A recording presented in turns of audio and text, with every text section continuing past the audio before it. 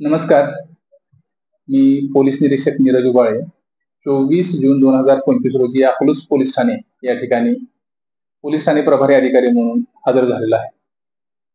हजर झाल्यानंतर संतश्रेष्ठ तुकाराम महाराज पालखी बंदोबस्त आणि त्यानंतर आषाढी वारीचा बंदोबस्त झाला आणि आता त्यानंतर लगेच गणेशोत्सवाचा उत्सव याचा बंदोबस्त अकलूज पोलीस ठाणे यांच्या वतीने करण्यात येत आहे.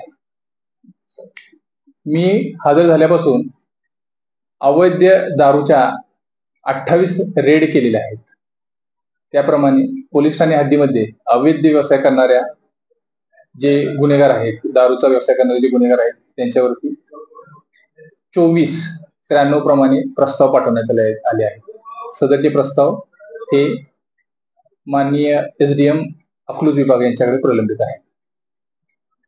त्याचप्रमाणे आम्ही स्वतः आणि आमच्या अधिकारी आणि अंमलदारांच्या वतीने अकलूज पोलीस ठाणे हद्दीमध्ये जुगाराचा 14 रेड करण्यात आलेला आहे. त्याचप्रमाणे अवैध वाळू उपसा करणाऱ्या गुन्हेगारांच्या वरती 1 कारवाई केलेली आहे.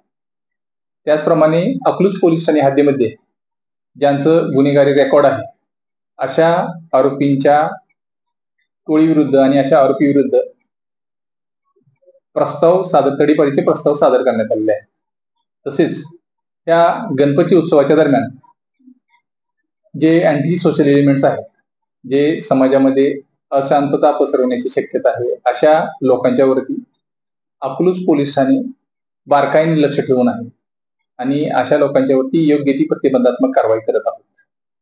या निमित्ताने मी लोकांना सांगू इच्छितो की अकलूज पोलीस ठाणे हद्दीमध्ये असा कोणताही अवैध व्यवसाय, अवैध सावकारी या बाबतीत तक्रारी जर असतील तर त्यांनी मोकळ्यापणाने पोलीस ठाणे येथे येऊन आमच्याशी संपर्क करावा. अशा तक्रारी आम्हाला द्याव्यात की ज्यायोगे आम्हाला अशा अवैध सावकारी करणाऱ्या, अवैध व्यवसाय करणाऱ्या लोकांच्या वरती यथोचित कारवाई करता येईल.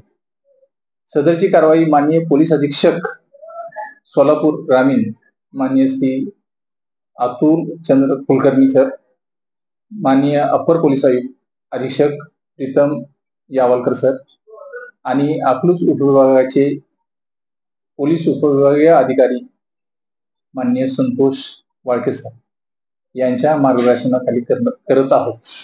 यापुढेही अवैध व्यवसायाची कारवाई जी आहे ती वेळोवेळी माननीय पोलीस अधीक्षक सोलापूर ग्रामीण यांच्या मार्गदर्शनाखाली करत आहोत. अकलूज पोलीस ठाणे हद्दीमधून संपूर्ण अवैध व्यवसायाचे उच्चाटन करण्याबाबत माननीय SP सरांनी सूचना दिलेल्या आहेत. त्याप्रमाणे आम्ही कारवाई करून घेत आहोत. धन्यवाद. तडीपारीच्या आम्ही अद्यापर्यंत मी आल्यानंतर 3 केसेस दाखल केलेल्या आहेत. ते त्याचा अंतिम आदेश येणे बाकी आहे. त्यामध्ये पॉझिटिव्ह आदेश प्राप्त होईल अशी आम्हाला आशा आहे.